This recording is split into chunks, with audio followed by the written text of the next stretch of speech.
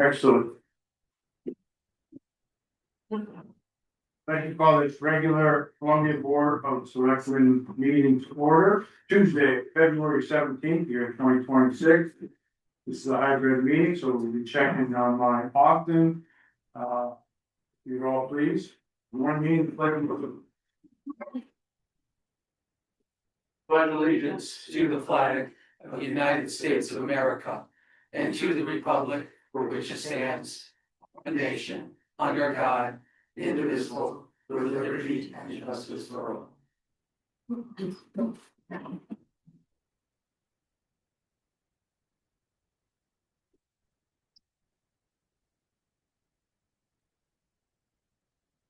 I move to approve the agenda as presented.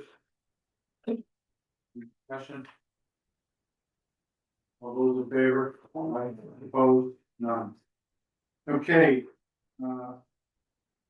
I move to approve the Board of Selectmen regular meeting minutes for February 3rd, 2026. That was our first meeting of this month.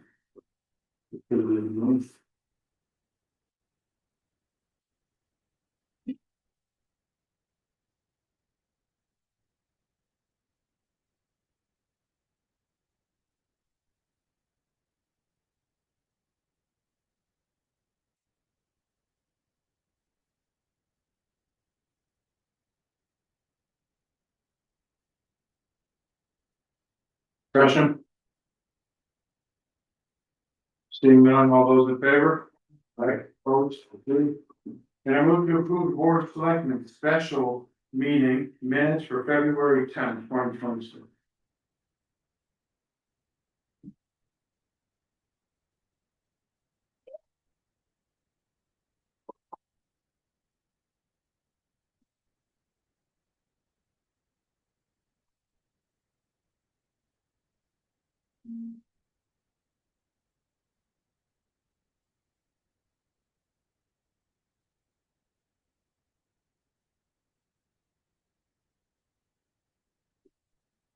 Discussion? Seeing none, all those in favor? Aye. Aye. Opposed? Thank you. Motion's carried. Audience says.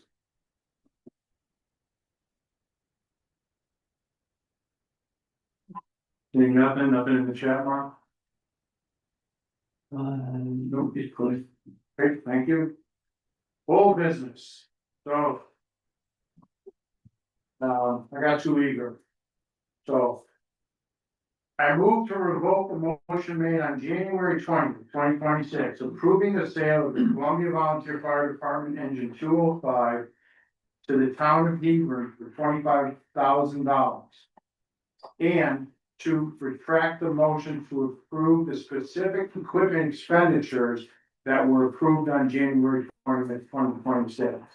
So, because it was a two-part, I asked for approval to sell the fire truck, but I also made the mistake of telling you how they were going to spend the money. We're afraid that I was so specific that if they don't spend it to the penny, the auditors could have some problem. So this is going to take that away, and I will move, I will make another motion after, if this passes. So, any discussion? All those in favor to revoke both of these? Okay. Thank you. Opposed? Thank you. Now, I move to approve the sale of the Columbia Volunteer Fire Department engine 205 to the town of Hebron for $25,000 and apply these proceeds to the Columbia Volunteer Fire Department capital line for needed equipment. More broad. Okay. Any discussion? All those in favor? Aye. Opposed? None. Thank you. New business, budget workshops. Who's going first? Reggie, which will be, let's look at that and take care of it. Let's schedule it for later. Reboot system for updates. No, 98. I'm sorry, who's going up? I can handle.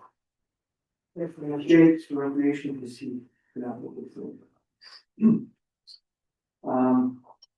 Under capital for the recreation department.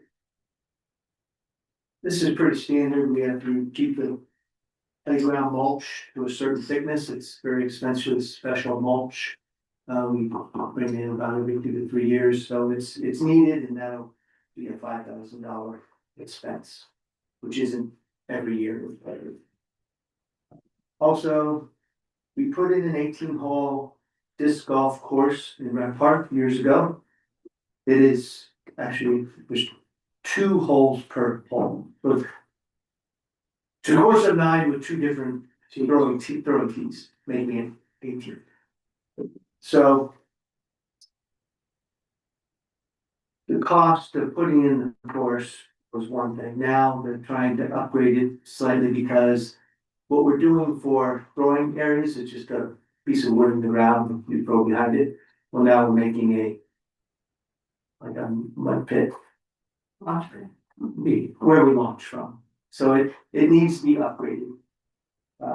We thought maybe we could, I had the 2 volunteers and Jake, meet. One who designed the course, Carl, and also I think was Tom Graff was in that, and Tom helps us out in a lot of projects too. And Jake, they came up with a reasonable way to do this, and the charge list is on the second page showing what we're mainly going to do is outline the throwing area with 4x4s, filled with gravel, and then possibly put like a rubber mat over it, or leave it in brush gravel. We're not positive yet. But those are the material costs. Would be about $9,000 to do 18 tee boxes. To start in this year's budget, we were gonna put 5,000 as a recommended to get going on this project. It'd probably take 2 years. You don't agree? I don't agree with the costs myself. 9 holes, 2 tees per hole, 18 tees. How big, okay, keep going. And then, Veggie Farm, the garden fence at Veggie Farm is starting to wear some. And they wanted to make an extension of the fenced area off to the one side. We have not gotten a real quote back from the fence man when we started the project. I'm trying to get quotes too late. They really don't know what's gonna cost. They want to try to get some money in capital as this project moves forward. And that money might be to just do an extension on the Zagna fence area or start to repair the fencing that's there. So that was another $5,000 of budget. So 3 $5,000 requests out of recreation. Stephen, what do you Well, you want to look at with this? first of all, can we check with scouts to see if they can be involved in this? It's a Great Eagle project, right? So that's number 1. Number 2, I don't know what pressure treated 4x4s are going for. So. Doesn't seem they're going to be digging down more than 4 inches, or probably 5 inches. Were you involved in this discussion, Kenny? I was not involved in that particular discussion. So, that's fine. I mean, it'll be more than.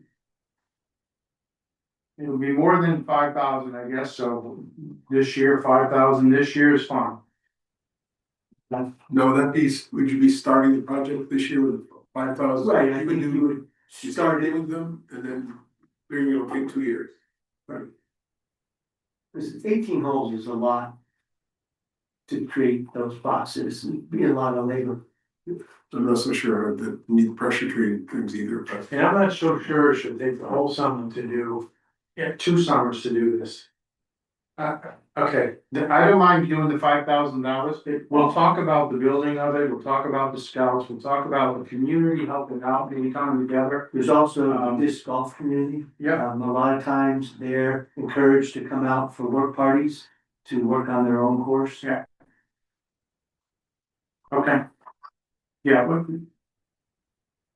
Okay. So that's fine, $5,000 for the mulch. I mean, that stuff gets pretty bad, rotten, wet. So that has to be replaced. And the Zagna Farm Community Garden. Estimated cost $20,000. That's a repair of the fence and No, they actually want to upgrade to more of a metal fence, but Tony might not even touch it. A metal fence that high, that's probably, what's the height they have to get it up deer, for deer, I 8 feet? think at least 8. I don't know, I've got 5 foot in my garden, they don't go in. For what that's worth. Make my deer don't jump.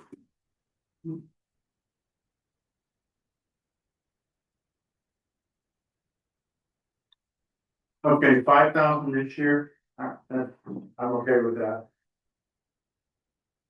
And that's all rec has, Steve. So other than that, everything's gonna stay the same, he's good with the concert series, he's good. All that, all they provide the town. Okay,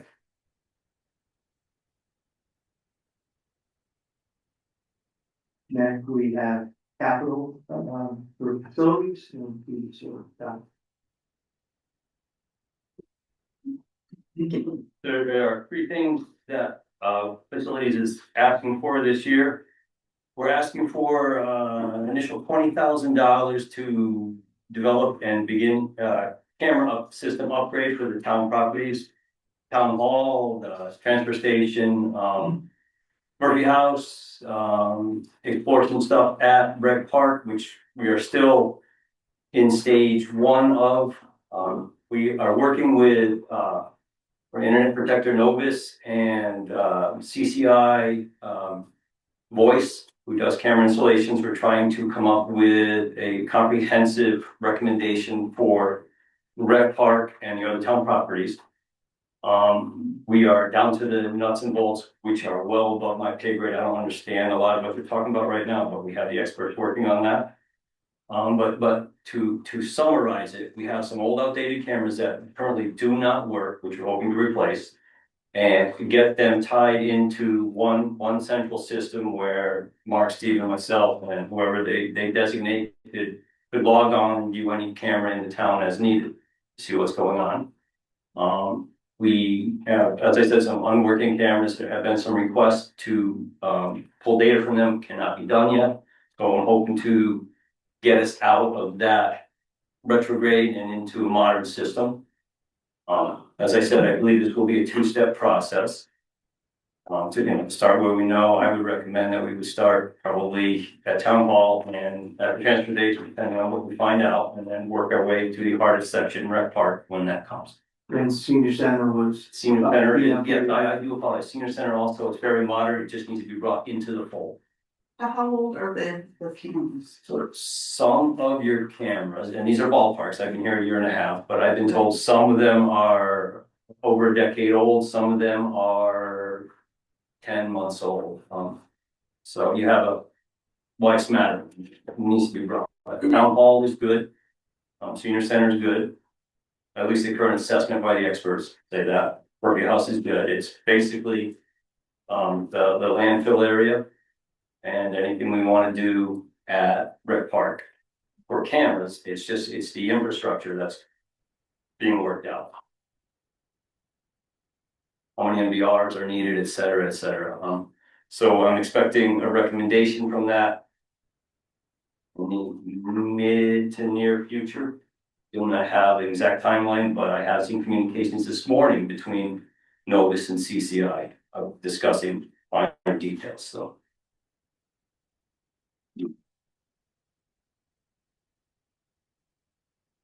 It seems like, here's a good question, because it seems like we put cameras up every. Yeah. I know that Dan Johnson put some up on the gable up in Rec Park, and we just built the pavilion 4 years ago, so I know we put some up there. Yep, up at the old gable on the old pavilion. Those are probably 7 or 8 years old, I think. That's what we were told. There's no internet there. They cannot broadcast. So they have an NVR, and which is old in tech terms. So when Mark requests or Stephen requests me to go look at something, I drive up there, we turn it on, we search for it. We would need to bring a little USB drive, grab it and bring it back. So if an incident goes down there and you don't see it till Monday, we're looking at an 8-hour search probably, depending on when it happened. Can you tell me what MVR stands for? It's basically a DVR reporter for a camera system. Okay, And to board the rest of the group at the new pavilion, there are ring cameras, which are end of life already. Just the weather system, kids have ripped the cords down, we replaced them once or twice, they're beat. The lenses are scratched, they're just, so what's gonna, are we proposing cameras that they won't be able to rip the lines off, scratch the, I mean, are we gonna do this every 2 years? I hope not. No, we're proposing basically the same thing you have here, the cameras will be mounted higher. The wiring will be run inside the building to the mechanical room in there. The electrical closet basically, and then there will be, we're discussing with Novus and CCI if we need a particular type of Wi-Fi system up there, that's one of the things they're going to determine. So we can get that onto a cloud-based view. Right. Things like Yeah, I that. think that would be important. I would agree with that. Yes. We also have to bring Frontier into that park, senior center, which is, it's not there yet. And, I had replaced, that would Just save replace the it. town some money on monthly DPW. bills, yep.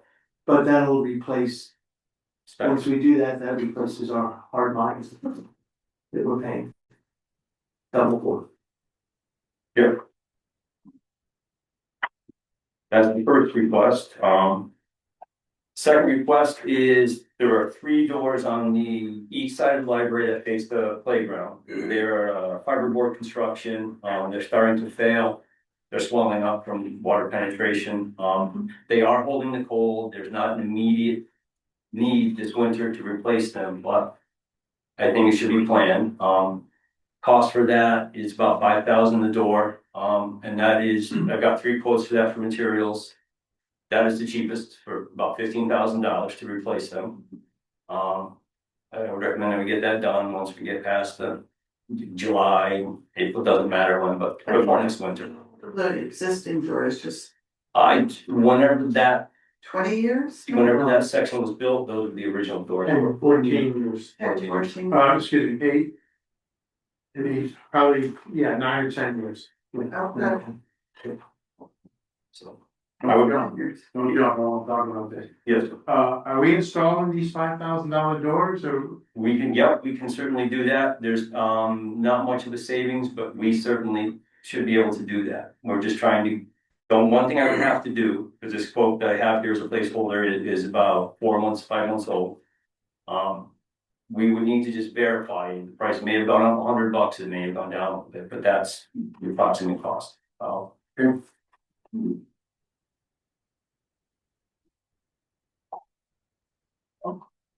And then the final request is just what I believe is a standard, asking for $20,000 to just replenish and maintain our capital HB emergency fund or project fund.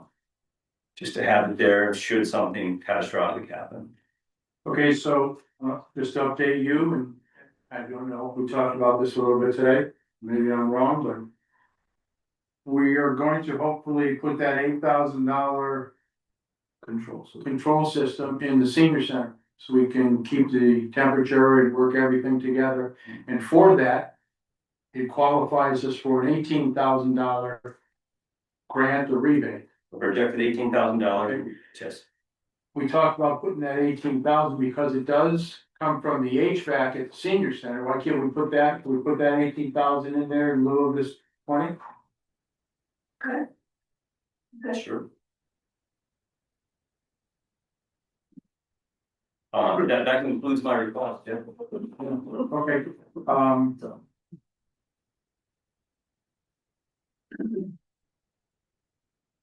okay. Anybody else? I want to make sure I understood real quick on yours, the security camera system. You said projected cost of 20,000, but you're still waiting to hear back on an actual estimate? Yeah, so I would consider this a stage 1. I think this is something that we start, as I said, here at Town Hall with the NVR consolidation and where we have cameras existing, replace them, get it functional, and then a stage two for Rec Park, because that will entail probably new Wi-Fi, new camera installations complete with a new NVR system, and bringing that in. It would seem to me that, let me jump back, I'm not sure I mentioned this, we have, I think, and Mark could help me here, I think we have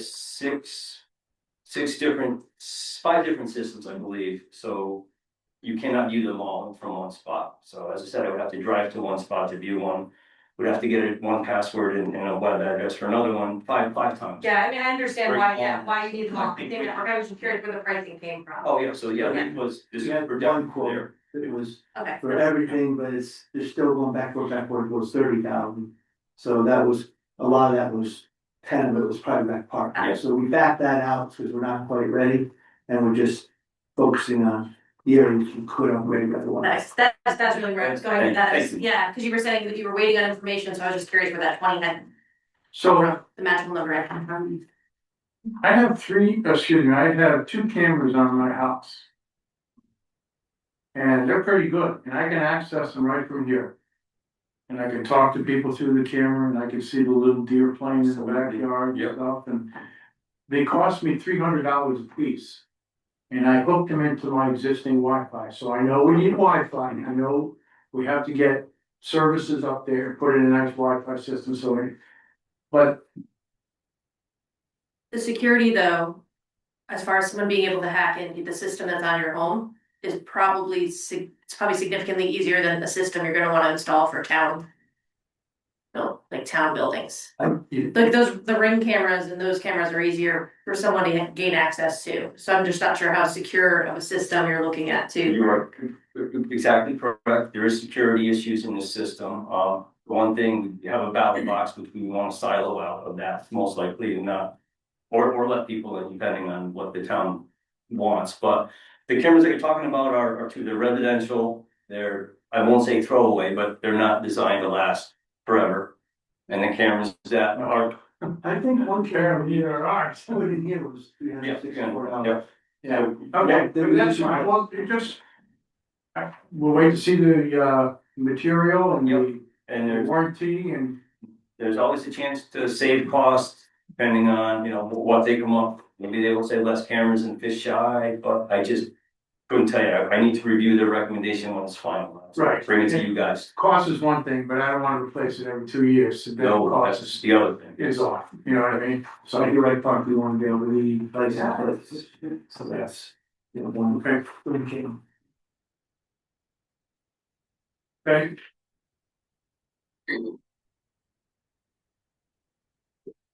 What is that, you're up? Is that everything, is that, you done with me? yeah, Okay. Thank you. Okay, good evening, everybody. All right, first I'm gonna just start off by talking about our fleet that we have right now and for transportation.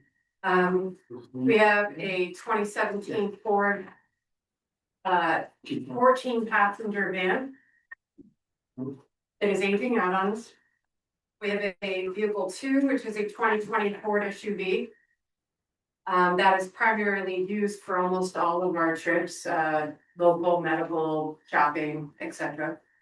And then we have a third one that is coming late May, early June, which is our 2026 Chrysler minivan. It's a 6-passenger, 1 wheelchair, it's a side entry. Runnability, exactly what we needed, so the one person wasn't bouncing around on a 14-passenger.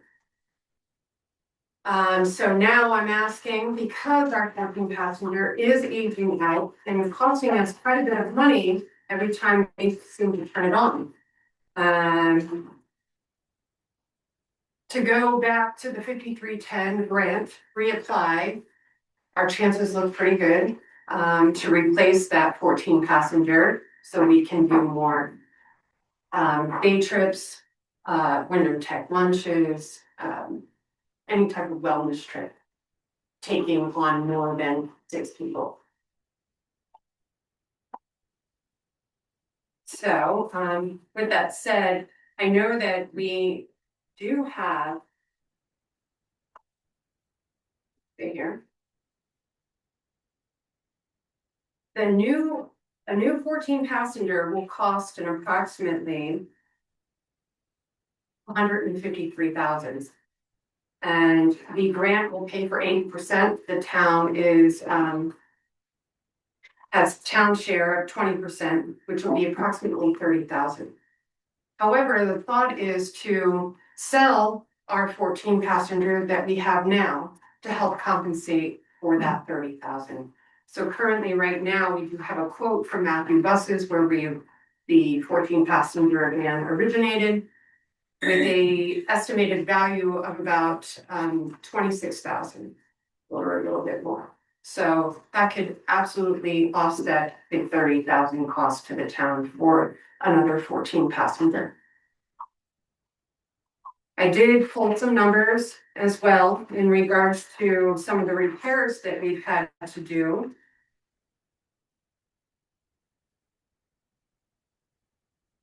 And our van has an estimated from last fiscal year of 4,500 and this fiscal year of 4,200. It is currently in the shop right now as well. Something has cracked and needs repair, so we have an additional cost coming to us as well. So another reason why we would really like to replace the 14 passenger, so I'm now asking the board for approval to go ahead and apply for the 5310 grant to replace it. Do you know how long it would take to get approval? Do you have any thoughts? So,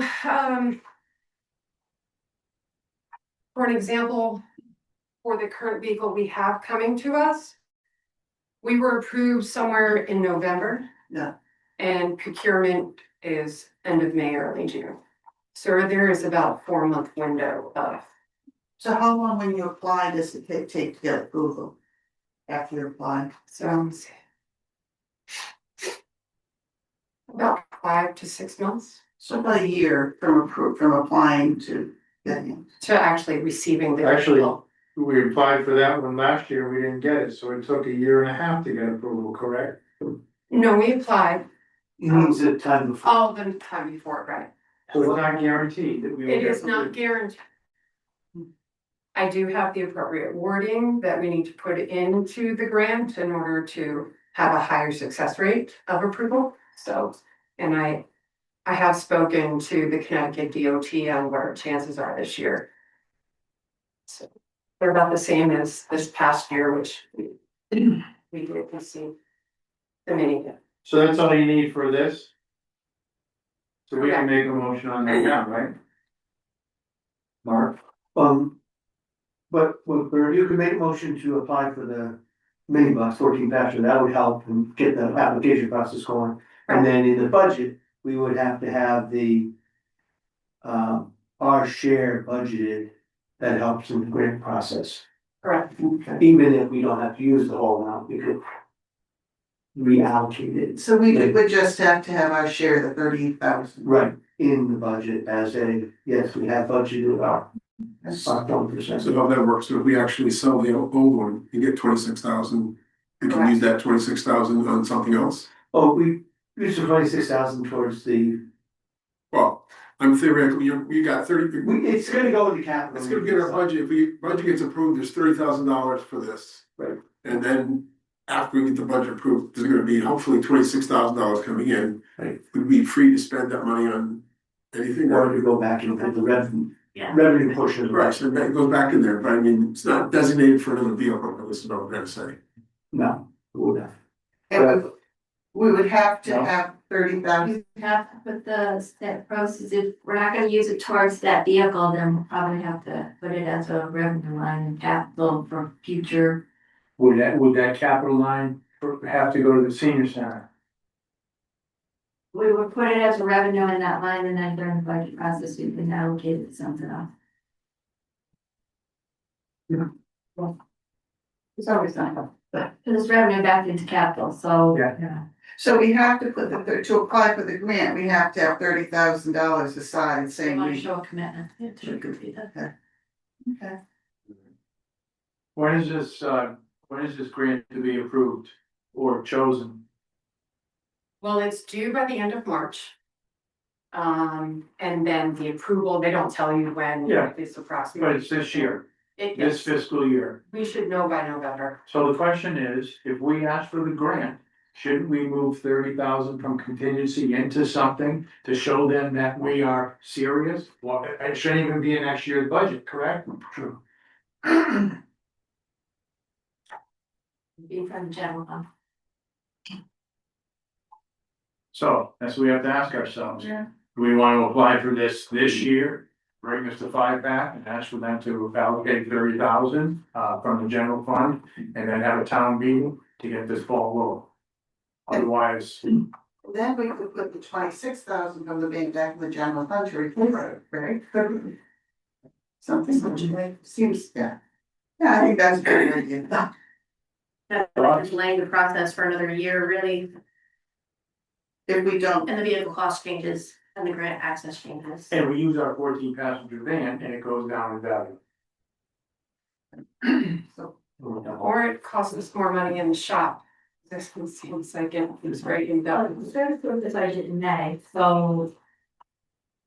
You could probably put the application in, but just show them it's in budget approval process, because at that point it should be in, but it has to be showing upon application, and yeah, we'll have to do a town meeting. We'll just need clarification on that from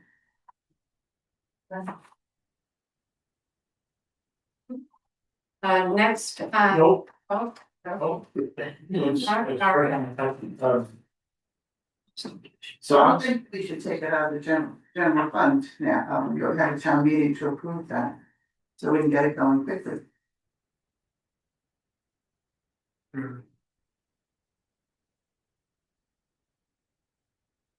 You could accomplish that by March. But she said the grant has to be in by May. March? It is the end of March. We could have that pretty public. You got But that, it's, you start the process with a motion for a town meeting. Probably at our next board select meeting, so we haven't even ready yet. And then. I think Okay, that's- so. Then we schedule town meeting in March. So you want to delay making a motion if we decide to do this until next time? You can make the motion, we'll just set the town meeting at our next board select meeting. You want? Oh, you have to.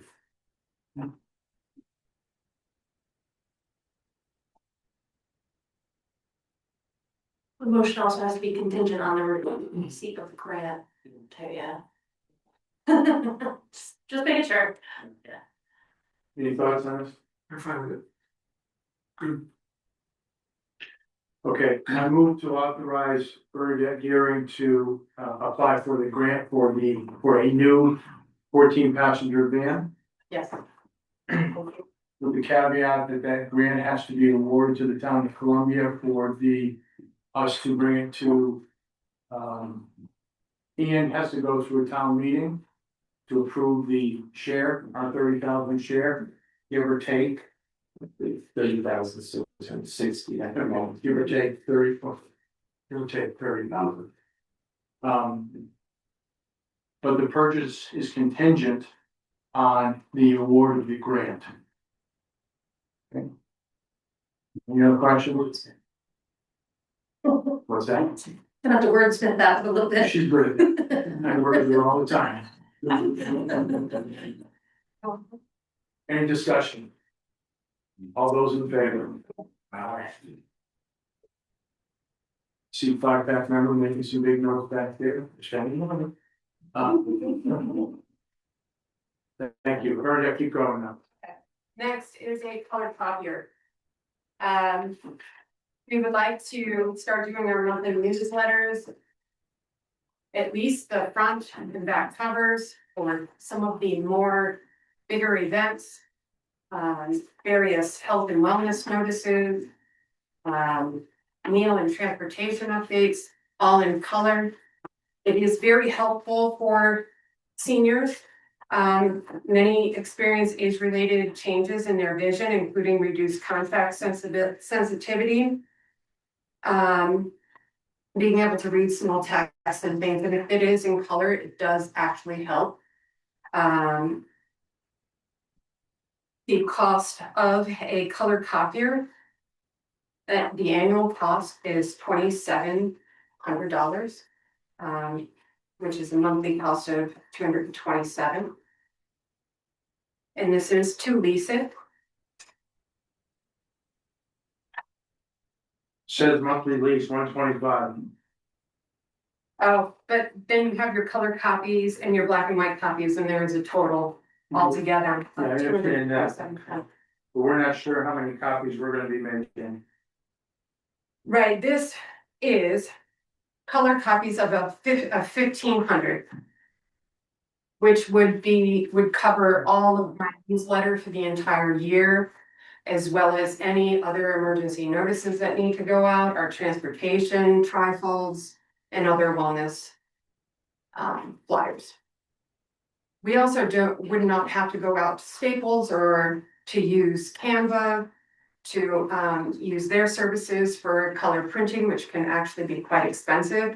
This is a much lower rate for color copying. And if we needed to use CCM for any mass mailings that needed to be in color, we can utilize that. But for in-house, the color copier is what we're looking So to. right now you have a black and white, Correct. and how old is that one?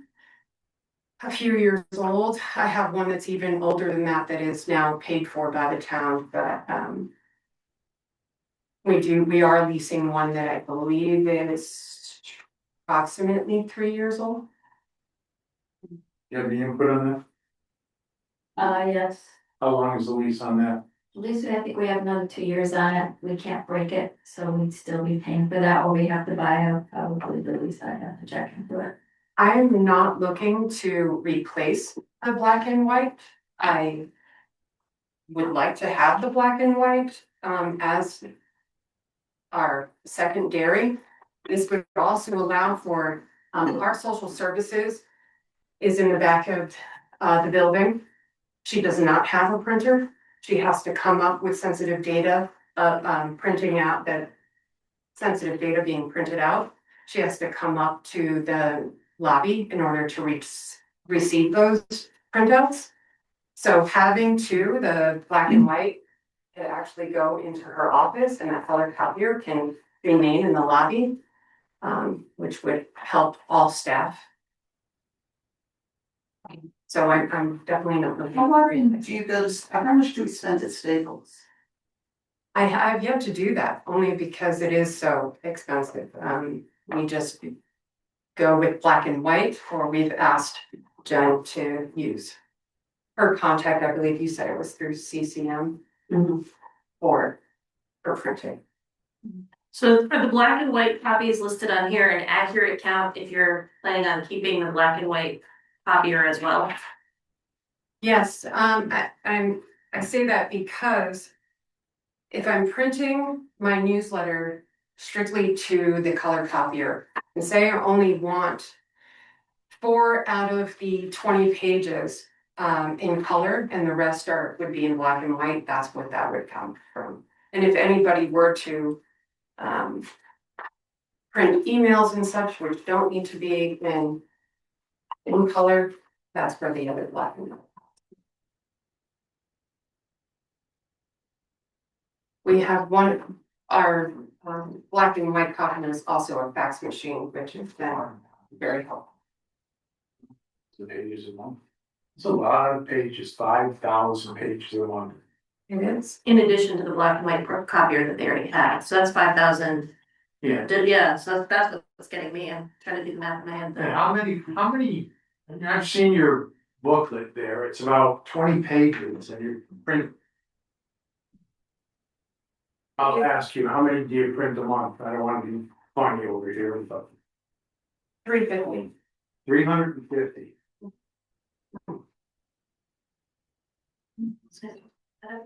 You probably, Bernadette, honestly, do you get more than how many different patrons come into the senior center in a month?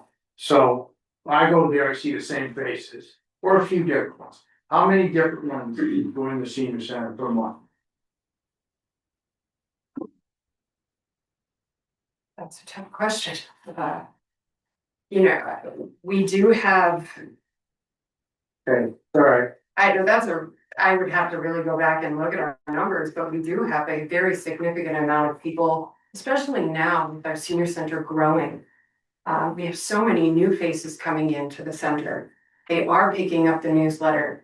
More and more organizations and committees in town are utilizing the senior center for their meetings. They're seeing the newsletter, they're picking it up, they're telling their family members to come and look at everything that's happening here. So our numbers are increasing tremendously. So yes, we are having a lot more seniors take the newsletter. We also leave them in the community as well. Here at the town hall and at the library. we have a hand up, or is that you? That's me.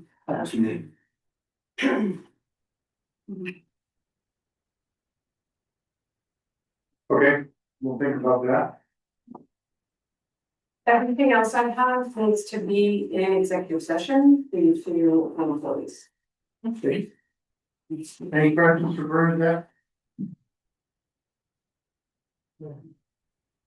Seeing none, thank you. And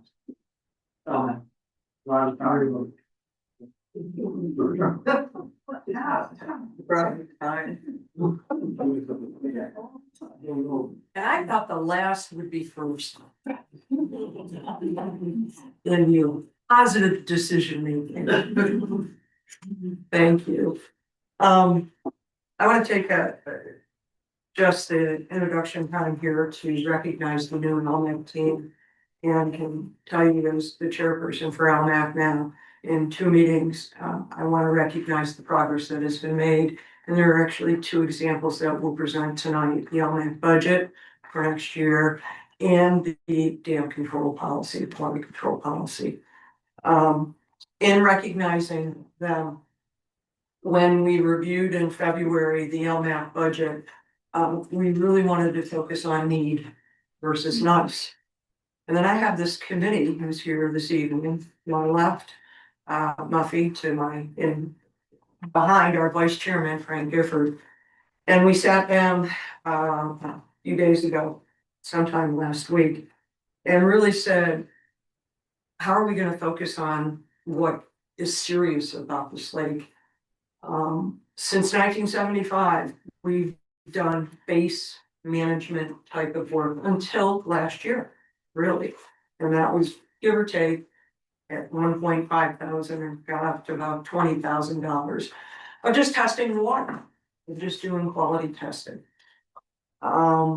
When we did a SWOT analysis with Frank and Muppy to be continued with all of LMAC, and then a risk management. What could really harm us? What's the likelihood and severity?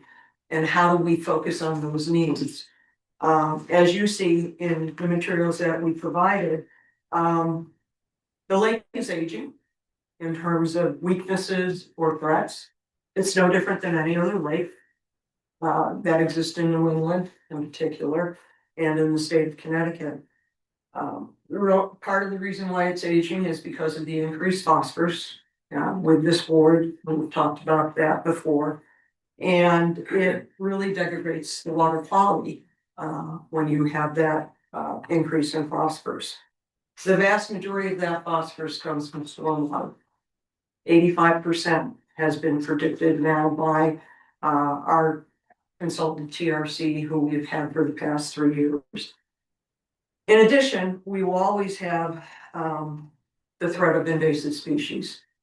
And my compliments to the town and to the board, because in 2017, I think we did something that was critically important, and that was to put a gate at the boat launch and to have inspections so that we can and have turned away people and try to minimize invasive species.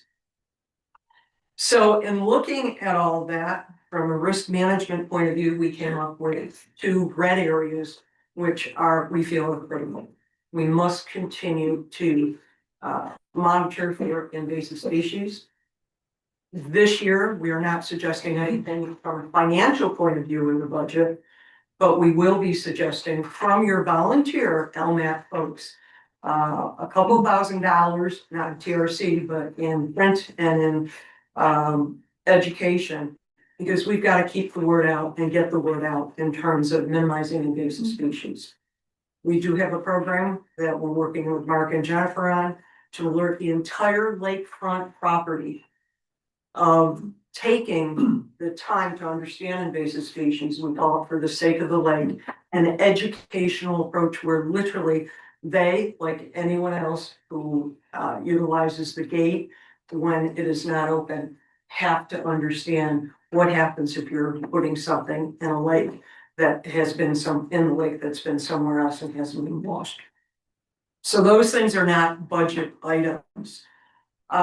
As we move forward, we came out to the base. What do we normally do in the needs? And that's what we're listing in the budget that is being presented. I don't know if you have any questions on SWOT or risk management.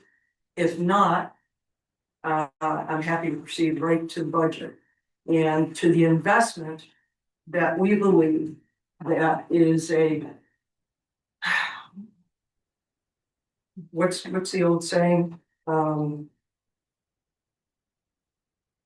Excuse me, it's been a tough day. An ounce of prevention versus a pound of cure is worth a pound of cure, is worth a pound of cure. Thank you. We think these are prudent investments that we're about to share with you in the next two pages. First, LMAC 2025 actual investment versus proposed does show a significant increase. If you look at that and say, wow, that's plus 20,000, that's plus 40%. We do want to point out that we're at a point with an aging lake where some things as you age need a little bit more prevention, in particular the phosphorus issues. And that budget that we're proposing, of which a significant amount is with our limnologist TRC 71,000, is less than 1%, and actually less than half of 1% of the total town budget. For an asset, Columbia Lake, for an asset that is put us on the map in many ways. The strengths we know of this town include Columbia Lake, as it includes agriculture, as it includes other things. Okay.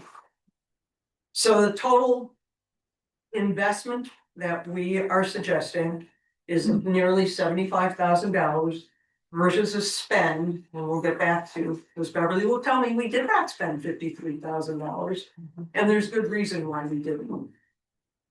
That amount, if you go to the next page, shows what are the base, what typically we have done since 1975, 18.3 for water quality measurement, stormwater runoff, and we added plant mapping 3 years ago because we have significant growth of a native plant in our lake called clasping pondweed. The base analysis and report preparation after everything is collected from the field visits of the base procedures, and of course ad hoc consulting time. That figure of $23,500 is about $2,000 difference from last year. Last year in the budget, the base was 21,000. So we're really looking for pretty much an equitable amount. Well, then why is there a significant amount of money? Real quick, I will go through a few of these, or all of these. The next item, which we've listed as need, is hydrological nutrient budget analysis. What that is we finally know the depth of our lake. And I can't pronounce this word very well. Bathymetric? Did I get it? Yeah. Yay! I'm not a scientist. We measured the lake in 280 different spots. We know the depth to the deepest and the depth to the and shale, most shale, and everything in between. Having that data and now adding that data to what we've collected since 1975, in particular to what we've collected in the past 10 years, because we're seeing changes in the lake. We're seeing algae blooms, the patches. We are seeing growing plants, non-invasive. Is just an analysis that gives us a better picture of what's the total phosphorus load in the lake. When you know that load and you know your tipping point, and our tipping point we know from modeling is 240 kilograms per year of phosphorus. We, 4 or 5 years ago, were at 202. We need to review that again, particularly now knowing the depths of the water, and that's $1,000 addition. To me, that should be a base. We should be looking at that and understanding our phosphorus load. The next one, on November 24th, I received a text with pictures of an oil slick. And when I went down a day or two later, that oil slick had gone from Woodland Terrace all the way down past the wall, at least 1,000. The oil spill, we don't know, we don't have Deep's report yet. And they're still excavating for oil in the soil around the house. They still have booms in 3 stormwater drains. We need to understand, was there any environmental pollution entering the lake at the 1 stormwater drain? 3 drains go into 1. We call it stormwater drain 8. We have numbered all the major stormwaters, and we need to understand, on our lake bed, do we have any issue with environmental pollution from the oil? It breaks down into, I forget what they call it, PAH, and that's I forget what it is, but it's a long word to say it's a pollutant. The gasoline and the propane breaks down. The good news may be that this $6,000 can be used this year.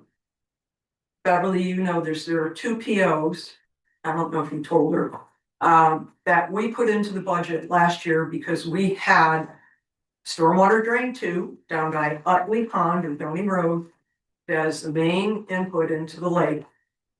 The drain next to that had a discharge with incredibly high E. coli, typically significant of a septic issue. We don't want septic in the lake. Fortunately, in working with Eastern Highlands and getting more E. coli, we were able to not have to go through stormwater drain videotaping and bacterial assessment to see where this was coming from. And those 2 POs were included in this year's budget for almost $11,000. So that 11 won't be spent. My suggestion is that we take the oil spill that needs to be done as soon as the lake, before the lake starts to come up, as soon as we get some seal melt, if that ever happens. And we keep it in this year's budget, utilizing the money, half of that money that came from the PO. So the 6,000 would not go into the 2026. And I think it's critical that we get that sooner than later, and it has to happen before the lake fills. So we may be able to make an adjustment there. So the E. coli didn't come from septic, where'd it come from? East- How do we prevent it from not coming from that place? Yeah. It could have come from a septic. One of those 3 properties replaced their septic system around the same time. It could have, we don't have definitive proof of that. Likely, what Eastern Highlands and TRC are saying, it was from animal. Some sort of animal discharge that somehow got into the groundwater. Those are the 2 that I'm aware of. What does the oil spill groundwater investigation entail? The oil spill, Yeah. they're gonna grab 3 to 5, first they measure the groundwater and where is the groundwater in the lake bed, then they grab 3 to 5 shovelfuls, or there's an instrument, I don't know the name of it, that goes in and grabs it.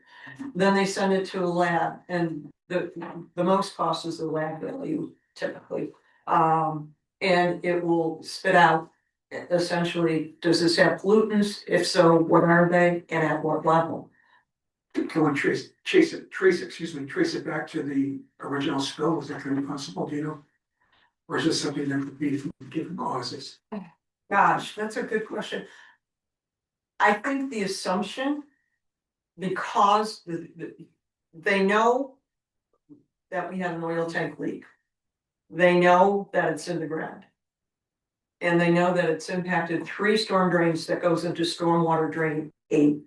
So I believe that it's reasonable to concur it came from the spill.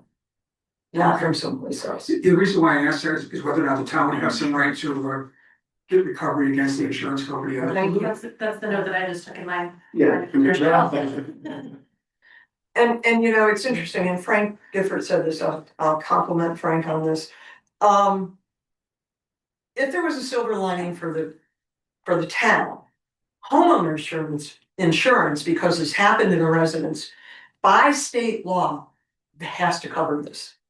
And I believe part of the recovery could be the $6,000. Yeah, the question is, what are their policy rates? It seems like it's been a tremendous amount of money spent so far on this. Hard to say, but I think the other thing is that in being prudent with this groundwater oil testing and with everything else we're saying, we're trying to, because we don't have insurance against if the lake goes south. We're trying to mitigate with some of these steps now, short and long term, so that we can avoid, hopefully, God help us, $300,000 a year hydrilla out of Coventry Lake. The more we can do, even in a phosphorus, Coventry Lake had to close because of cyanobacteria. You know, the more we can do things now, the more we can avoid those 6-figure types of things. So we're trying to be prudent insurance, as Frank has said. I think our track record and our history of showing how we have tested our water and stuff benefits us if we ever had to go to court and say 3 and 1, drain 8, or spill 8, Sure. this is what happened. You know, we have tested so many times over the last few years and stuff, many years, and we've never had a problem like this, so just for. Well stated, thank you.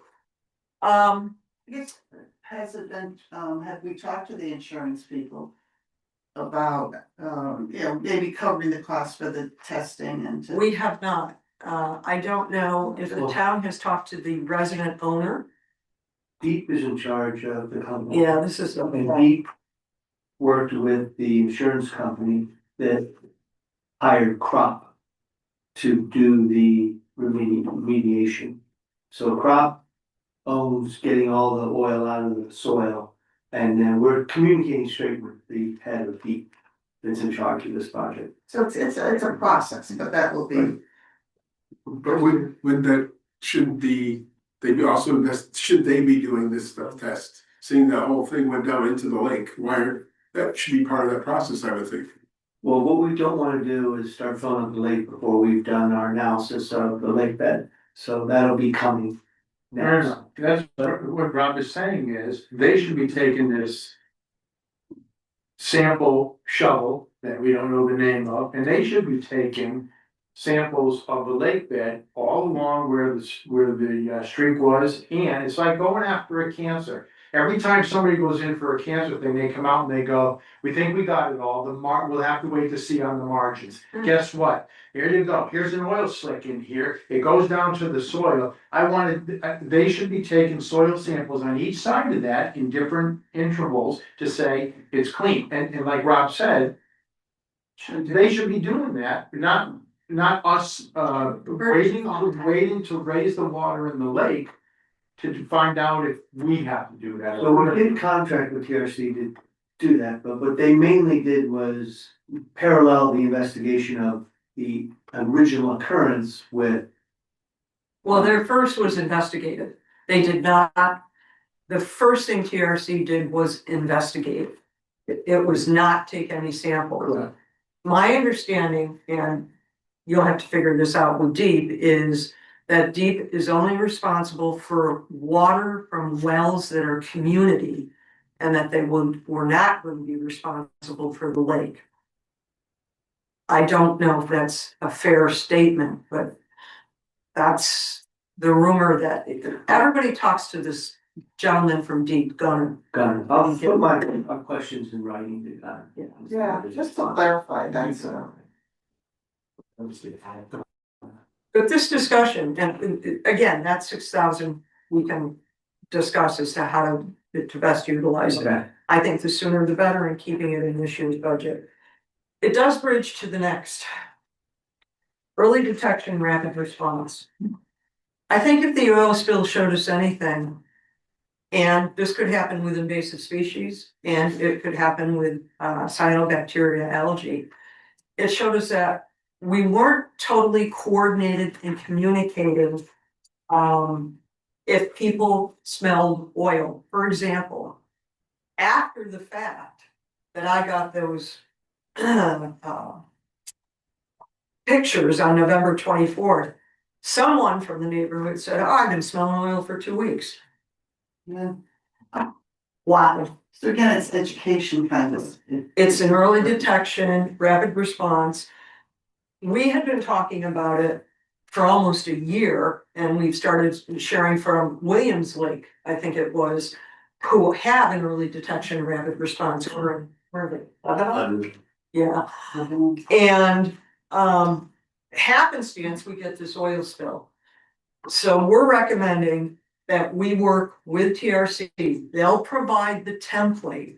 We'll fill in blanks with them, but that we create an early detection rapid response for potential invasive species, for potential cyanobacteria, and if we ever get an oil spill again.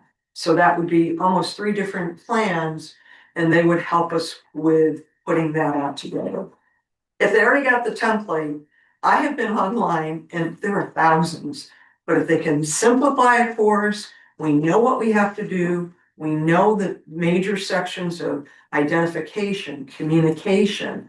There is a little bit of a buzz around Woodland Terrace, and that's growing, of lack of communication and people not knowing how long is this going to be. That created agita because people couldn't get by No, trucks. so it's $1,000, what are we paying for? Excuse me. What are we paying for? You said early detection and rapid response. That will work together with TRC. They'll take our data and they'll put it in their early detection rapid response template. So it's the consulting hours and putting it together. Okay. 2 big nuts in terms of needs. Stormwater best management practices. 85% of the sediment and phosphorus that comes into this lake is from stormwater drains around the lake. Excepting Utley Pond, which does give empty a fair amount. And that in itself could be an issue with phosphorus. One of the things that could happen is, how do you control phosphorus? Control what's coming in, control what's in the lake, or take it out of the lake. Those are the 3 ways. If 85% is coming from your stormwater into the lake, we have been talking to TRC. We have a town stormwater drain committee. I actually went around town after the floods as a part of that committee, and I know that there are culverts now being put in or being recommended to be put in to try to minimize some of the flooding that happened in Mott. I can't even remember. 2 more. There's the lake as an asset to this town needs to be a part of the stormwater drain committee. TRC is recommending for this price that they would come in, with an engineer and a surveyor, we would identify 2 stormwater drain issues. And this infrastructure is 50 or 60 years old. So some of it ain't working so good. And in identifying those, they would then come up with concepts. Now, this is a long-term strategy that starts with concepts and how do we fix things. Hopefully best management, hopefully the least expensive. And that would be, can we use swags? Can we use green infrastructure to take out some of the sediment? There may be an opportunity for a new culvert somewhere where it's collecting some of the phosphorus and sediment. But at least start, and this is probably, we feel, a 10-year, 15-year project where we've got to start to get our arms around how do we manage the phosphorus coming into this lake. So this is a beginning in terms of just starting the concept so that we can manage the phosphorus coming into the lake. The second need is we have this wonderful 1998 watershed management plan that for historical value has been great. But 35 years later, what is in that plan and the things that they suggested back then, other than nutrient allocation, which we believe is working in trying to minimize some of the phosphorus in 3 districts around the lake. I'll give you an example. Back in 1998, the leading cause was not stormwater drain management because technology and science wasn't measuring that. The leading cause of the thought of phosphorus in this lake were septic systems. And that is not the case anymore. All the modeling that has been done is showing stormwater drain is 85% of the issue. And if there was a septic issue, it's probably less than 5%. So, Muffy's in charge of this. If she didn't know, I delegated to her. She is working with TRC. We really need to get our arms around taking all the data that we have and saying, what are the best fixes as inexpensively or as much of an investment that we can make. So you want to add anything to that? No, I mean, it's overdue. I think we need a report card on what worked from the original plan. It was a very robust plan and very well, very carefully thought out with a lot of expert input. So it's a beautiful plan, but it's very dated. So we need to examine what worked and then what we need to be doing going forward. So you talked about the stormwater best management practices, and then you talked about the watershed management. Mhm. They're so closely tied, they're like joined. Stormwater was mentioned in the watershed management plan. Maybe it was kicked down the road a little bit. It never was implemented, so it is a part of the watershed management plan, but it's not the whole. What do we do with the phosphorus in the lake? There are 2 things we didn't recommend this year that TRC suggested we might that are significant costs. One was an alum treatment. That is a material, chemical material that is put in the lake. It binds with phosphorus and it takes the phosphorus down to the bottom of the lake. If you wanted a pilot, which was what TRC was recommending, to show what could happen, it would last 1 year, but you could utilize a small amount of alum to show what the lake would look like in the changes in the beauty of the lake and the changes in lack of cyanobacteria patches. It would last 1 year. A full treatment alum would last 20 years. Pilot 60,000. Full treatment 300,000+. I remember we had this conversation and it was not a given. That this was gonna, that would work, correct? You're not telling me that it's, percentage wise, it's 80% guaranteed to work, 100%, 20%. We didn't No. really, there was no, we think, I heard a lot of we think, do I, No. no? I, 20, maybe 25 years ago, when they started alum treatments, there were some issues. And it was how much do you put in and calculate it? And those issues have gone away because it is used so much. It's a very frequent treatment in terms of treating alum in the lake. Treating phosphorus. I mean, like, excuse me, treating It's phosphorus. not helping if phosphorus is still pouring in to the lake, right? It depends, I mean, you're binding what's there, but you're not stopping what's coming in, so. Which is this tipping point concept that we keep talking about, that we're approaching a tipping point where we keep adding more phosphorus in. We're going to see these algae blooms and all the other bad things that happen. We're seeing patches. I get up in the morning and I go out and I go on the dock and I see blue chips, cyanobacteria. And those blue chips have become patches.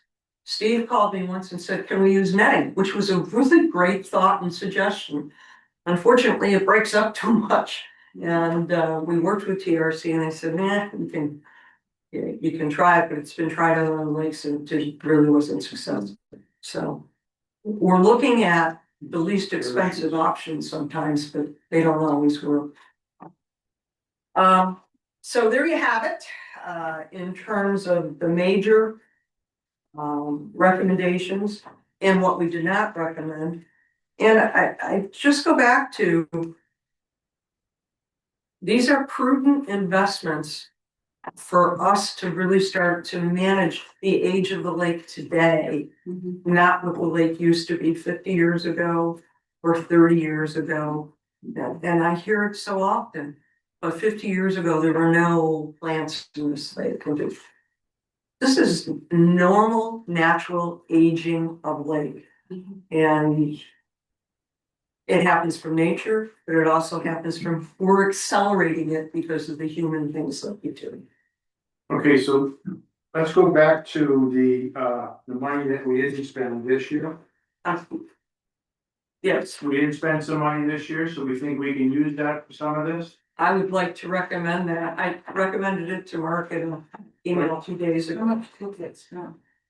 Two POs. I know there's two open POs, I actually think they're from the year before, or I'm not sure if they're this last, or if they're from last year. That were opened up and they can be used this year and they should be used this year, otherwise I'm not. I think it is 11,000. Yeah. I mean, the one was 6,000, the one was 5,000. One was 6,800 and for bacterial source trapping, and one was 4,600 for stormwater infrastructure investigation. That's the email. So 6,846, Yes. so that's 11,400.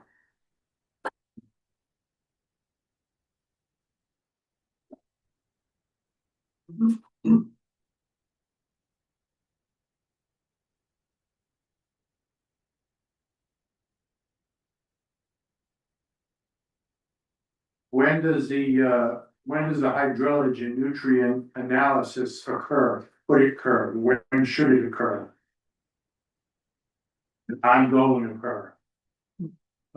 If we get one more seasons of the typical 6 field visits of data, it would be better served to be at the end, which would take us into 2026. Okay, that's it. End of the summer, excuse me, the end of the fall, because the last field visit is October. And we're not even sure we're gonna be using the oil spill groundwater investigation until we talk with Gunner and meet with insurance and figure that out. Okay, so that's off. Early detection and rapid response plan, $1,000. Ooh, better than that. I'm trying to spend 11,400. No, I'm Yeah. trying to spend the 11.4. Oh. This year, you're saying, Yeah, okay, Could they get started on show me how. stormwater? all tomorrow. Best management or get started on the watershed management plan or what? That Yes, we will yes, give you a PO for $11,400 of that future. ah, So you can at least get started. sure. Well, let us But, know. hold on now, we need to talk, discuss it, and vote on it and stuff, but too bad that's, do we use the money that way? Yeah, just post the PR, redo it one. Okay. Thoughts on this? Makes sense to me. Makes sense, as long as it's a fit, you know, it's, as long as it makes sense, you know. That's right, I don't wanna spend, doing an analysis in the spring, when she's telling us it's better in the fall, so that doesn't make sense. Right. So is there stuff that we can get started? You want to have PRC's recommendation, and we could. So maybe she has the bathymetric. I know they want one more season of data though, with the phosphorus, surface phosphorus and dissolved oxygen. So I don't think the hydrological budget analysis would work. I can check with them. That's all right, it's $1,000, it's fine in the fall. Just figure out what can be done now, so we got the money. They can start on the stormwater management practice for the watershed. Okay. Let us know what you're gonna do, we're talking with them. We have another meeting next Tuesday. Next Tuesday? Am I good? Yes. Or we just, you and I can. Okay, why don't you? No, we're here, we're out of town Wednesday.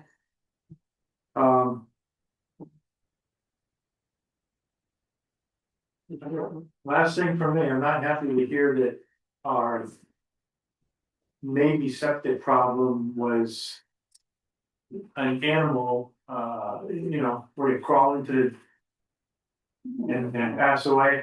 That's why, I don't think it's, sorry, I don't think it's that, Steve, I think it's because they didn't do DNA typing correct. of the of the E. coli, they couldn't tell whether it was human or animal, but if it's animal, it's likely from a farm, it's not a dead animal, it's. But the area that was coming from was over near the Engler properties, correct? And actually over in your Cove area. Correct. Right, Okay, the farm of any real size is actually Cobb's. Cobb's, but that's over and the water there is all, I mean, that's part of the watershed that's coming down and it's wet over there, so I well, there's Do we help? there's horses up and back, right next to. Oh, that's right. Bradley Stream, that Mike and Kathy Armstrong own, so. If it's runoff from horse manure that's getting into the stream, it could be that as well. supply states for 2 horses. Alright, I'm just Well, saying, I don't know. yeah, I'm I don't just- know either, okay. We don't know, and we didn't wanna go to the expense of doing DNA typing, Which was the PO. which was probably the money that didn't get spent. Once we had determined that it wasn't coming from the septic system. Well, they weren't finding any more E. coli. Well, It went yeah, away, so- exactly. The E. coli results went down. Right. And Eastern Highlands did a visual of the entire property and opened up the. All the tanks and they were just drainage, water drainage. Yeah, okay. But I just wanted to make one comment, just to socialize an idea with you that you're not gonna like hearing, but I wanna plant the idea in your heads. Not for this year necessarily, but just to be thinking this way. The amount that LMAC is asking for is less than 0.5%, it's 0.35-ish or 3.8-ish. Given the value of the lake to the town, I think, and of course I'm highly biased, that it's one of the town's greatest assets. Spending 1% of our budget on the protection of the lake doesn't seem like a crazy idea to me. So if you could start to think that way a little bit as we plan going forward. And this hydrilla is a very real threat. I attended a webinar a few weeks back on East Twin Lake in the western part of the state. And they have a state boat launch, but interestingly, only for car top boats, and they think the hydrilla came in through the launch. So that's a kayak or a canoe. That was scary to hear. They used to spend they had two other invasive species in their lake already, milfoil and curly pondweed, which is not what we have. We have clasping pondweed. And they were spending 50 grand a year to manage that. Now that they have hydrilla, they've spent $1 million over 3 years to manage the hydrilla problem. And Coventry reports the same. They spent cumulatively $1 million treating hydrilla. That it's so close to us, it's all around us, and we're deathly afraid of this happening, which is why we highlight it as a very real threat to the lake. So we're worried that if we're faced with that, we're not gonna have the money, or we're gonna be having to come back to you and to town meeting, or wherever we have to go to get money to address this problem. So if we could, Frank called it self-insuring, was that I like that term. If we could get a fund started, that we could set some money aside so that we could deal with this if we're faced with it, would be really important. So I just wanted to get you thinking that way. I know you're looking to get money out of the budget, not put money in, but anyway. Did you want to add something to that then? I was just thinking that I think everybody in this room has this, we all have the same objective, right? And we want to leave the lake as good, if not better, than when we found it, right?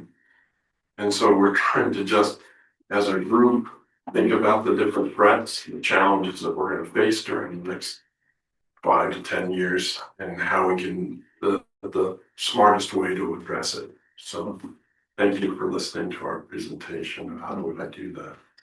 Thank you very much. Okay, any questions while they're here? Thank you. What? They're not done. You know, the lake water level and dam management policy. They're working on this for 2 years. Yeah, wow. We started in 2018. I think we got serious a few years ago. I did give a backgrounder, page 1, why we did start this and why we are advising the Board of Selectmen from LMAC to accept this revised or updated dam water policy proposed changes for 2026. Part of it was climate change. Whether we believe it or not, we are seeing a lot of changes.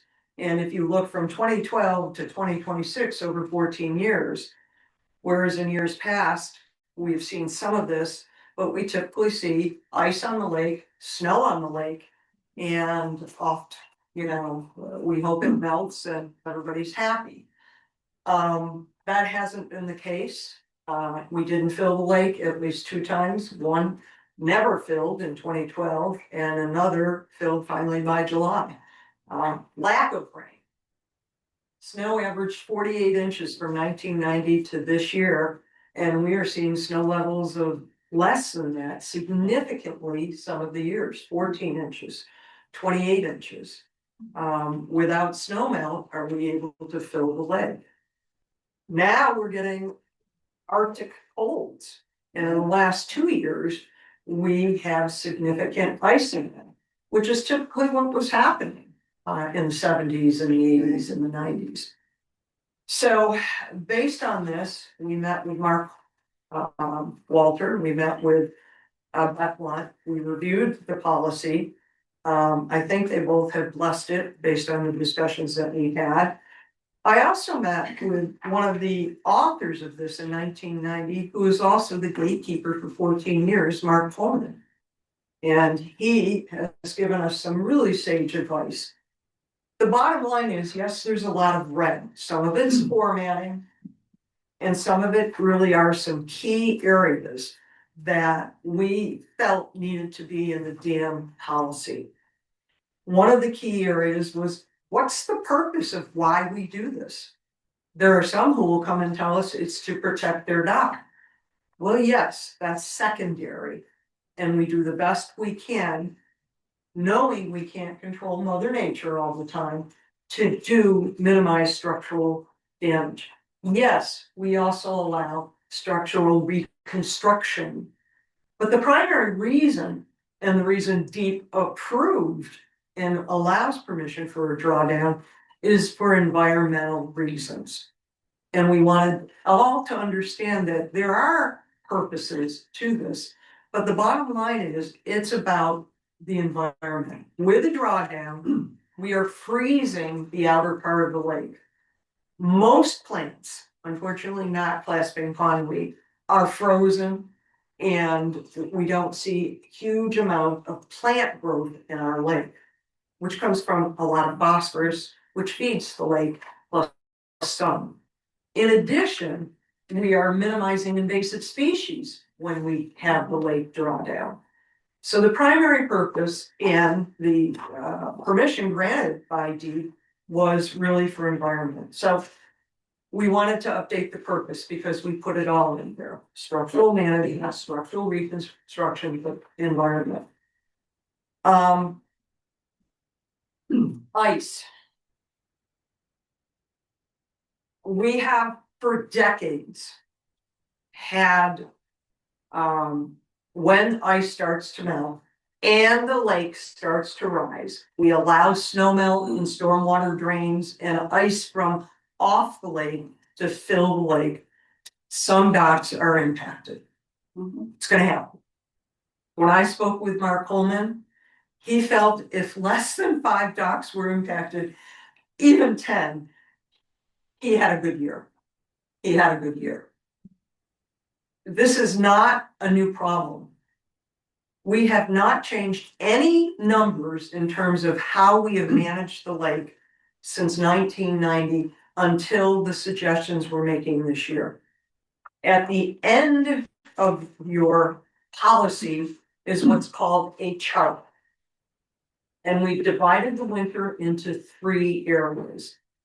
Late fall through early winter, we are allowed to take the dam down to -6, leave it there, -6 feet, and 95% of the docks aren't going to be in the water. 5% are, which is about 5 docks. There's 191. And 2 of them are the town docks. The large cement one, which is about 80 feet in length, our regulation is 20 feet. And there are other docks on the lake owned by property owners that were grandfathered beyond 20 feet. Midwinter, if it's not ice on the lake, which we've had for 5 years until 2 years ago, okay, allow the lake to start to rise. And I'll come back to that and why. If there is ice on the lake that's over 2 inches in thickness, will allow the lake to come up to about 4 feet. Anything over 4 and you can walk on ice. And yes, it can be a force on docks. But if you bring it up to 4 feet, anticipating the forecast, anticipating maybe you don't have a lot of snow, and we know 48 inches ain't happening every year on average, which it used to, then you're allowing the lake to refill appropriately. If it's under 2, it can come up even higher. Because again, we're anticipating we're probably not gonna see snow melt and the ice melt. Late winter, mid-February to March 15th. If it's greater, allow the lake to rise to -3.6. That's been the policy since 1990. I'll come back to it as to why. If it's less than, let the lake rise. 4 years ago and 3 years ago, we had biblical rains, as Steve would say, in the off season. We filled the lake up by March 15th. Now I'll come back to why minus 3.6. Don't know who put this in 1990. This has been the policy. But when I went back and spoke to Mark Coleman, he said, don't forget, this is Deep's water. They manage it and their permit. And the permit allows for permissible time, and then you must fill the lake up. The permissible time is typically end of October or November 1st to the beginning of March. So we have to, and it's a public document, that you start refilling from deep the lakes in March so that they're used recreationally in April. So we do have some oversight that is also suggesting or dictating as to why this policy has been in place since 1990. So we feel that this chart, A, might be a little simpler than reading everything in terms of ice and ice thickness, which is in the policy. And it gives you, it gives a map for the assistant gatekeeper and for the gatekeeper. The other major issue became warning statement. In documents that have been researched for lake drawdowns across New England and across the country, the vast majority have a warning statement. If I own lake property, I do not own the lake bed. Yes, I own the dock. Thank you, you allow me to put it on. But it is my responsibility and my accountability. It is not Deep's or the town's if something happens, typically because Mother Nature, during the ice melt, wind came up and it came over and it hit someone's dock. And that has happened for decades, decades. So our suggestion is people really need to understand this is going to happen. We had 4 last year. 3 were fixed immediately, one being yours, Mike, if I remember. They were all finally fixed. But So this year, and I saw the text this morning, we've got 9 inches of ice out there. yeah, the dune, right? We have more. So we have 14 days, March 1st. So you're telling me on March 1st, and if I read this, it's greater than 2 inches, the ice. So we should allow the lake to rise to 3.6 below the water line, the base water line. That's what the policy has said since 1990. We did not change it. Now, now it's supposed to get up to 50 next week. For probably 6 to 7 days before March 1st. Correct. It's not gonna melt 9 inches, but it might melt 3, maybe. Let's say we got 6 inches of ice on the lake. Still gonna let it rise to 3.6?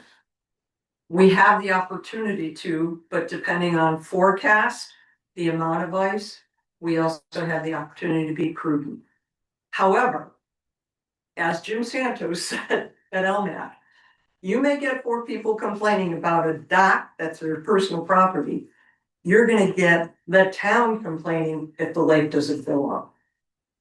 And again, there's some permissible time here that we have to deal with. Mark Coleman, when I spoke with him, said, we give it a week or 2. Yeah, we wait till ice is out. But typically the permissible time is start filling per deep. So we would ask the board to accept these changes. They become the new dam water policy. The first policy was in 88, it was revised in 90. There were minor changes which were more format in 2006, and this has not changed in 20 years. And really, the vast majority of what we're saying, we haven't changed the numbers that much.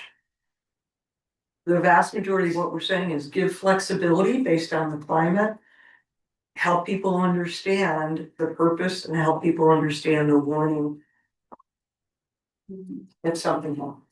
We didn't change any numbers 6 years ago. The board never officially had a motion on changing numbers. Oh, Yelmer was gonna get back to us on it. You're Well, aware, I'll use that when we talk about other things, I believe. Here I am. Is what you're saying, we should just fill up and damn with the people who doxed it, because they shouldn't be there anyway. I mean, you're being a little harsh, or am I just reading what you're saying? I'm sorry. It's being honest. It's reality. yeah, I'm not saying it's wrong. Yeah. I mean, that's basically, we should start filling it up on beginning of March. And if ice is still there, it's, your dock is at the mercy, we're doing the best we can. So you're saying it's better to get the lake filled and dam with the docks, or better than letting it wait a little longer and then maybe we don't fill the lake. That's The trade-off. the. So It's a trade-off. if we would wait longer, then it may not affect the docks, you're saying, if we, Possibly. it may not, because you're really. Mark, That's- They may be the only 4 docks on the lake that people can jump off into the water, come look and stuff. Mark shared a story that he believed it was 1998. They started to refill the lake. It happens. A nor'easter hit, a cold spell hit, and it took out docks on Sunny Slope and Erdoney, including Chick Schifrin's, and I believe Bob Powell can verify that, because the previous owner of his property took the concrete dock and just threw it in the lake, broken out. So it In other went words, I don't know. Yeah, you're playing nature, let's stop. It's nature. But say what they. That's our recommendation, is that the board. Yeah. Approve the motion. Thank you. Any other questions? So you need the decision by March 1st. March first. Okay, we have some homework to do. I'd like to be able to.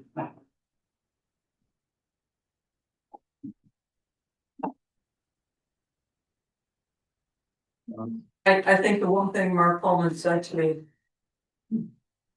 was personal agendas of 1 or 2 dots should not sway public and the public use of the lake. And Except that we find in our history that the thoughts of 1 or 2 is always, or could be used to sway a lot of opinion. good. But if the lake doesn't fill up, you'll sway some opinion. People complain. Yeah. Okay, Thank you. but I do have a question. Can we lock the lake even further Thank you. to kill more invasive species? That would require a special permit, probably from deep. And if there was a dam emergency, or I believe invasive species, that we would have to request that permit. I don't know if there are any other reasons why. I don't remember if the dam needs to be repaired, we dropped it. You'd have to drop it more than 6 feet. Yeah, I think we dropped it 10 Eight. feet when they repaired the dam in 1992. yeah. When they repaired it in 92, I think they might have dropped it 8 to 10 feet. I'll check with Mark. And sometimes you miss a whole boating season next year, Yeah. Yeah. I think we did that. that happened, you said. Yeah, it was 1992. Tree stumps were visible. Oh. That's how low, or at least, I don't know if that was then, but I remember a time on that. Maybe ask our consultants if the periodic deep drain helps. If a periodic, deep drawdown? Every Well, 5%. first off, We don't have invasive species. Second, the nuisance native plant, clasping pondweed, that is around the shallow area of the lake, some spots, not all, will not be killed by freeze because it doesn't reproduce by just a root. It reproduces by seeds and the seeds don't freeze. So When does it blow its seeds or germinate or whatever, I don't know what you call it, I'm not. I don't know either, but I will tell you, we have a pilot program to remove from some swim areas. Yeah, And it's gonna be cut or removed, bagged and destroyed. And that has to happen in April, May, no later than June. Because then when the seeds start to germinate and grow, you're seeing it at the or end. if you disrupt them and release the seeds. Right, so you're trying to, so that is, the second thing we didn't recommend because expense, and I think the public relations issue was to use herbicide on that native plant. And TRC recommended it. You're talking 20-30,000, depending on how many acres, but you're talking a lot of other issues when you introduce a herbicide to an ecological system. And when people are swimming. Well, you'd have to close the lake, post signs and does that herbicide harm anything else? Okay, thank you. Thank you. But wait, there's more. Oh. Ooh. Proof of application? That's it early. And Okay, yeah, I know that. Oh, the permit. We're done with the front door for now. I resemble that. Love and respect. We have an application for emergency repair of a structure. First Church of Christ. Well, we can get the courage to go against that. Elmac advises the Board of Selectmen that this permit is administratively approved, following conditions. They're gonna have it done, same stuff, no disturbance, application repair will be done with sound material. Cutting is not to occur over like. That. That's a big dot. That's a grand there's a dot. lot of dot there. Grandfather. Yes, been a long time. Yeah. And this will be done by March 15th, and he just gives dates. Yeah, Yes, Where do they wanna put the shed? well, the shed is out. And the shed is in the wetlands letter, only. the shed is not part of that. It's not. Okay.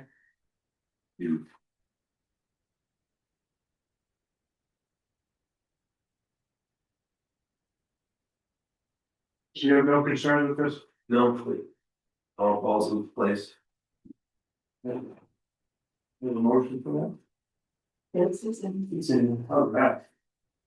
I move to approve the application for emergency repair of the main dock and connecting dock upon recommendation set forth to Elmac for the First Church of Christ, Center Church, Camp Ostewana, to be completed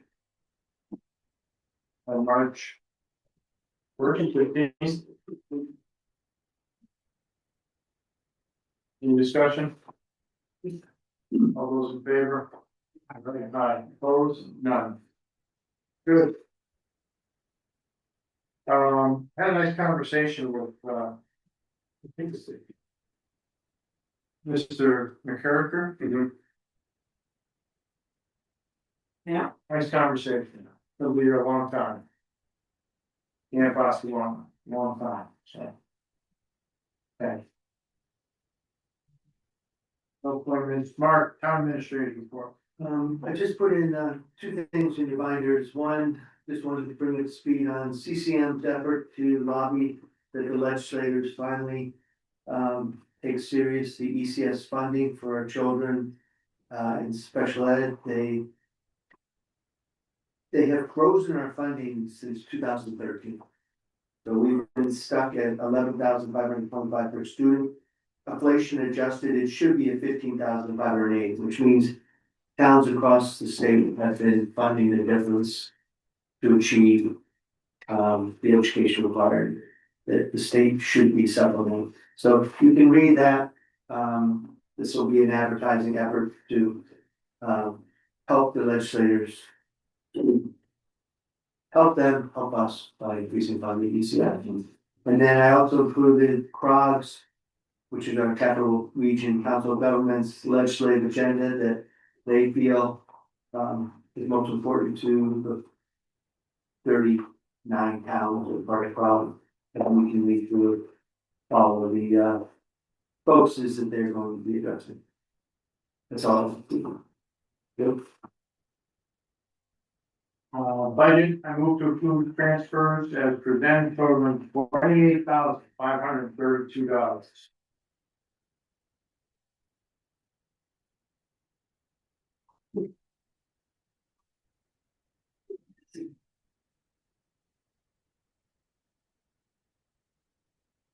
Anything you want to talk about there? Unless anybody has questions, we pretty much should just kind of clean up all the budgets. One of the big ones is the IT. There was some a migration and some security that went through. I thought we had enough in the budget, but we don't. Just to get it all done, the $10,000 one, and take it out of group insurance, so there's money. Another one is the 9,353, we put in a new phone system.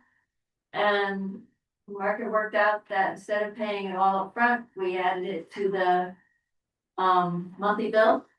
So every month we're paying like an extra $700 or something, and that'll be paid off next year, the year after or something, so. This happened after the budget passed last year, so now it's just putting money into those lines. The rest of the ones are all pretty much just cleaning up those budget lines that have been went over by the rest of the year. Only about $4,500 in postage. Oh, wait, wait. I think that's a mistake. It should be $315. That's a typo on that code. See, somebody can read it. It's money, I agree. There's a mailer from conservation at the beginning of the year, postcard about the farms and stuff. So it should be, that should only be $315 on that part. You go to the left to see that $315. This one's 67,500 DPW equipment. Oh, that's the town meeting next week, so that's not next week. That's just there for informational purposes. Okay, so I need to amend my motion. No, 28,532. So if I add those up on the right column, it's gonna come up with $28,532, even though it says $4,500 for postage. I think so. The web column. Yeah, it doesn't look like that. That was 45, it'd be a lot more than that.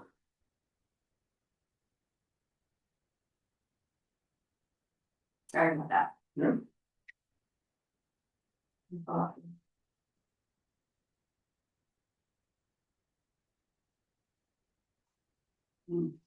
Nineteen, 21, 22, 23, 24, yeah. It's about 20, but I would change.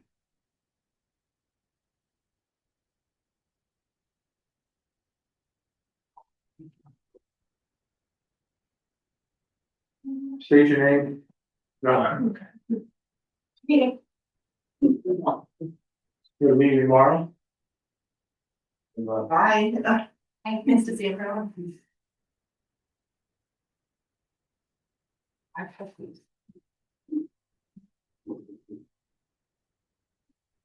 Right, so.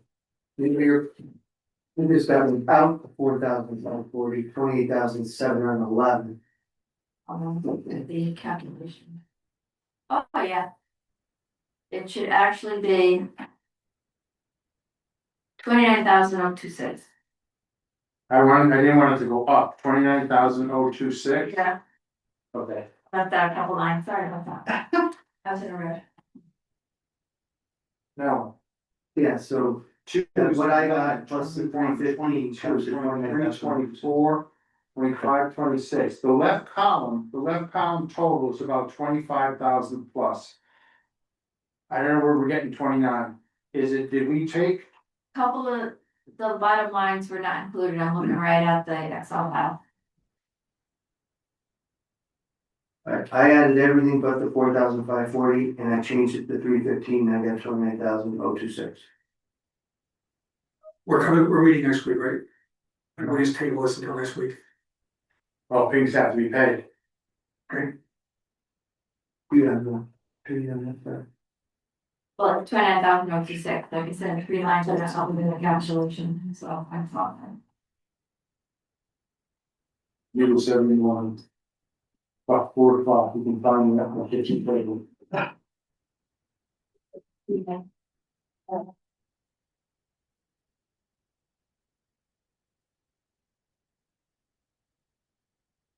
No,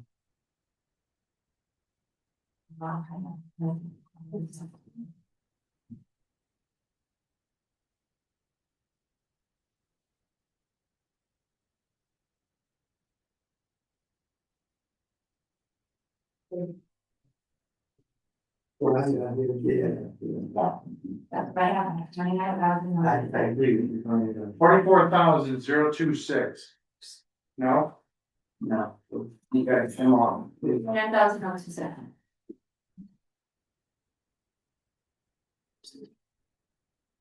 So that's what, so I'm going to amend my motion. I move to approve the transfers totaling $29,026. Yeah.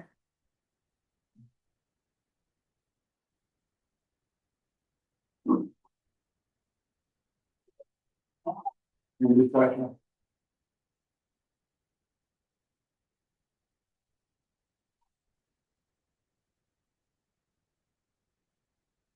Yeah, I got, I'm gonna give it one more shot. I got less than that, so I'm gonna get it. I probably added it on. I'm adding, give me 1 sec, I'm almost there.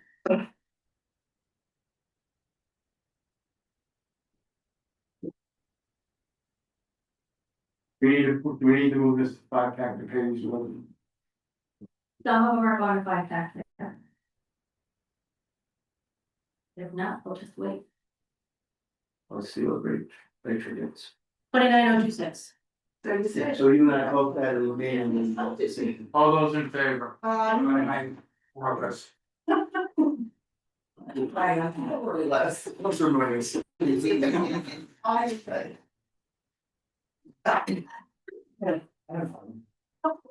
All right, I move to approve refunds. As presented, $357.56. Are you looking at, Yes. 357.56. Discussion, all those in favor? Aye. Opposed? Thank you. I move to pay bills as presented totaling $238,265.65, consisting of 26 emergency, 25.6 regular credit card and paychecks.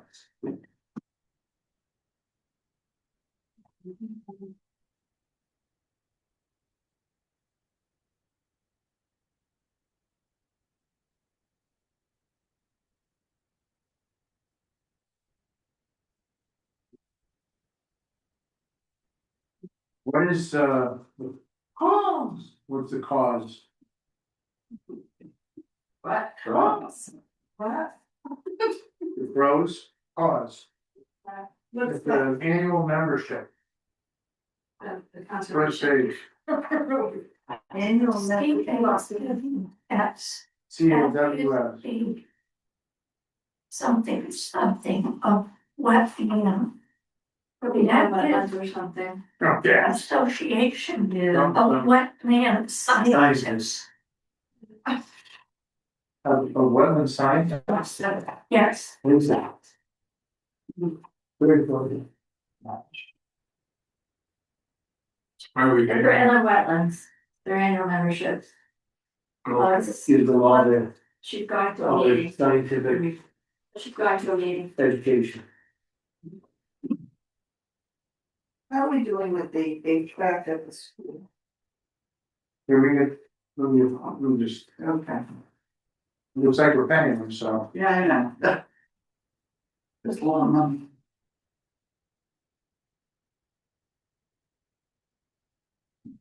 It's 116,000, so it's good. Okay, any discussion on the bills? All those in favor, of paying the bills? Aye. Opposed? Thank you. Yeah, you wanna ask that question? Yeah, what's happening with the HVAC? It's, moving along, we've got the okay to, shut up the A-wing, which is good. They, want to get the ceiling out back and keep it. So it's moving along, it isn't like at the standstill. Yes, but it's not. We're pushing hard to get all the answers we need so that we're comfortable for the big push this summer. To get a majority of it done. So it will be done by the end of the summer? No, it'll be done by the end of fall. What Mark didn't tell you is they're closing up the A-wing, so they can open it up again to finish it in the future. But they still haven't started. 2 more wings are in the process now.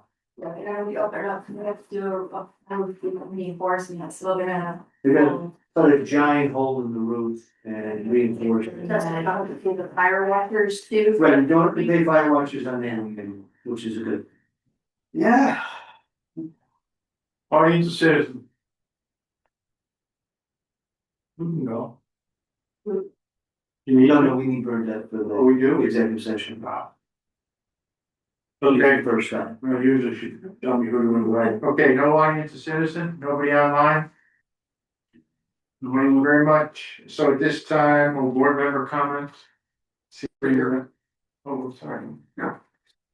I'm concerned about a smell at the base of the hill on Route 66 by the senior center, kind of a sewage smell. So basically, I mean, near the entrances, You're kind of at the bottom of the hill, near with the, by the senior center there, as you're coming down the base of the hill. So right at the driveway, the senior center. or It's and actually right after you pass, I know what you're talking about, right after you pass, yeah. Or the culvert. Yeah. The culvert goes under there, maybe there, the low point. Yeah, Okay, well, investigated. yeah. And is this when Yeah. your windows are down and you just drive by? The windows off. I blamed it on my kids a couple times in the car to give you what it smells like, so. Let's do it. Yeah. You can feel it when you're in the parking lot of the senior center as well. And just start. No, it's been about almost 2 weeks now. When the last time the tank at the Doesn't smell like senior farm. center has been? It's. It's not a farm smell. It was, so about is that now 2 weeks ago, I had called, Hogan and told them that I smelled what I thought was Sewage. propane or Propane. propane, and our tank was on very, it was in the red. What does that We mean? thought it's Almost empty. almost empty. Okay, We asked them to check it if there was any leaks, anything like that, because we had just received a bill on the 29th of January. So I'm not sure what, I've handed all of that over to Pete, so I'm not sure what has come of that since then. But I still smell the smell, although I don't smell it up Could be. more at the top of the hill, I smell it more towards the bottom. Yeah, what septic smells. Where's the other? Can you look at your records, or would facilities have a record the last time the tank was inspected and pumped? so Pete knows all that. Okay. We had this discussion when that originally was. Right. When that happened, weeks ago. What happened? The concern that the tank needed to be filled, Okay, so you know about it. but I didn't know there was a smell that was emanating all the way down. Okay, but wait, she said she had a fill on January 29th, and she just checked it and it's on red. Right, No, there's 2 tanks now. I think the fill was the other tank, okay, not Okay, the tank that was all low. right, So I'm just gonna be, we'll I don't wanna think, get into it. I wanna know. Because tank leaking propane, first of all, it's costly. Second of all, it's kind of dangerous, you know. Where are those the gas lines that go through the town, are there any near there? No, No, I can tell the exact date that it started. And that would be February 5th. It was a mobile food share day. And everyone was complaining of the smell. And I was going from tank to tank to figure out what was going on. So you looked at both propane tanks? I did. Was one full? One is full and the other one was basically empty, although the guy at Ocon told me that both tanks were filled because the bill was, I don't know, over $600 for you. So that's when Okay. Pete was involved. Okay. Took over from there. $600 isn't a lot. I don't know, it smells like, I mean, I don't know what you smell, it doesn't smell like propane to me when you drive. This is not great to be, right? It smells like a sulfur smell, like, I guess. So $600, how big is the tank? 500 or 1,000? You have one tank or two, We have two tanks. one's for the kitchen and one's for the generator. Okay, well, the generator wouldn't be a 500-gallon tank. Would it? But they're both about the same size. Okay, so, I mean, I have a 125 at my house and it costs $170 to fill. Oh, so propane's cheaper then. I'm glad Yes, to it get is. oil. Oil is not cheap. Got it. Take it over. That'll be a text to me. Thank you for bringing that up. Yeah. Anybody else? Okay, this time I'm going to pause the regular meeting and move in at 9:01. And move into executive session, it's personnel, and I'm going to ask Mark to stay, Beth to stay, and Bernadette to stay. Bye. Good night, all. Night.